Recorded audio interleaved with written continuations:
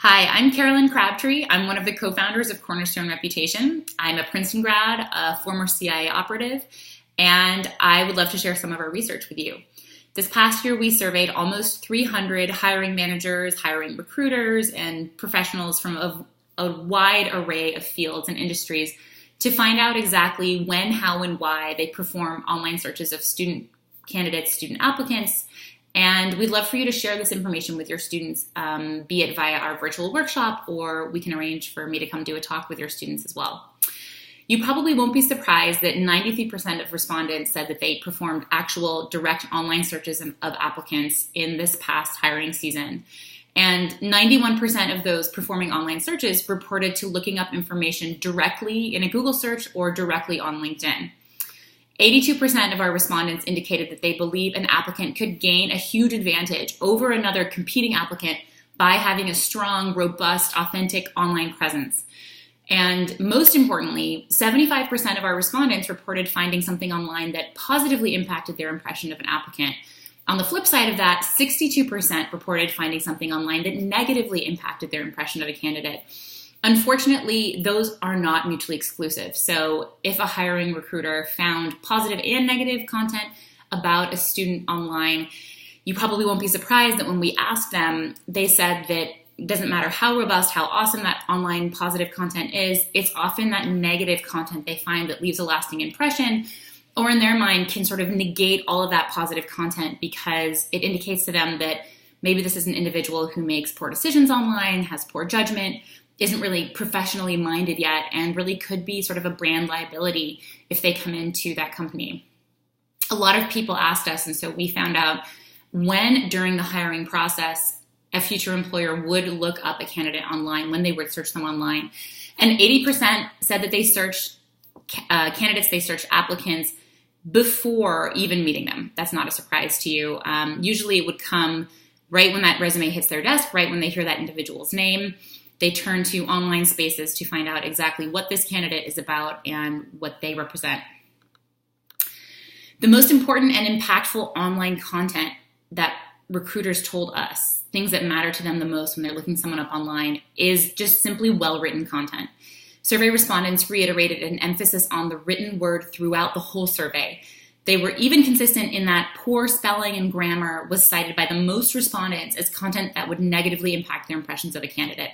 No matter what amazing accolades, what professional qualifications this individual had, if they expressed themselves poorly online, that really could be a negative hit to them with regards to making an impression to a recruiting manager or a hiring manager. The next most impactful displays of online achievement that they were looking for and were impressed by were membership in organizations relevant to the job position that they're applying to, recommendations, citations for previous professional achievements, and just simple examples of design work or work they had produced themselves. On the flip side, 62% responded their impression of a candidate had been negatively impacted by what they found about them online. When surveyed, hiring professionals cited, as we talked about before, poor spelling, poor grammar, any type of sexual post, drug references, and profanity as the main types of online content that could negatively impact their impression of a candidate. And some other types of content that gave a negative impression included political posts that were sort of extreme or aggressive, generally a negative attitude, the notion of complaining or whining or venting online, using online platforms as a diary instead of having better sort of editing and sense of audience when they were online. And just anything that would qualify as sort of cruel, negative, anything that could be perceived to be a persecution of someone else. And we share these tips because, it's important to know exactly what you're putting online as a student, where that is reaching, what that audience is. It could be a recruiting or a hiring manager, depending on if you're already connected to him or her online, if they do a general search of you and you're not quite under control of what they're finding about you. Or if they just happen to search you the day you're coming in for that interview and you're not in control of your online content of what comes up in a Google search, they could find that information about you and form an impression about you before they even meet you. 82% of hiring professionals we surveyed said that a candidate could really gain an advantage over another candidate by having a strong and positive online presence.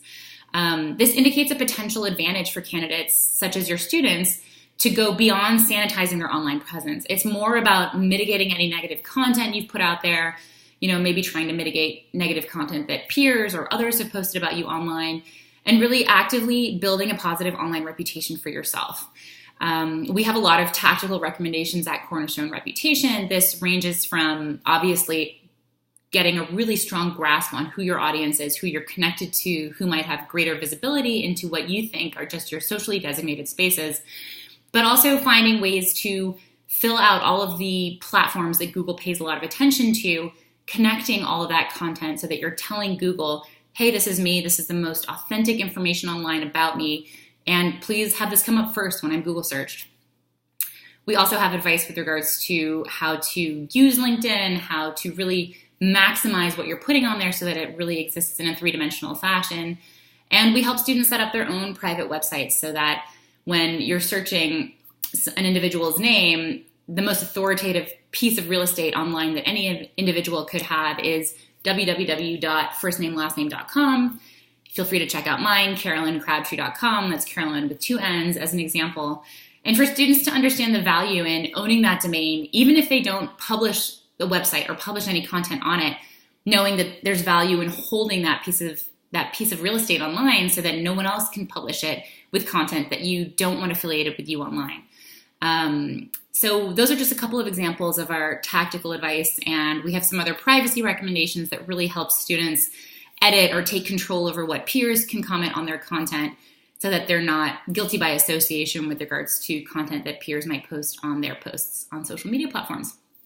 I hope you've liked this little informational snack with regards to our survey and what we've learned from hiring professionals and how they do online searches.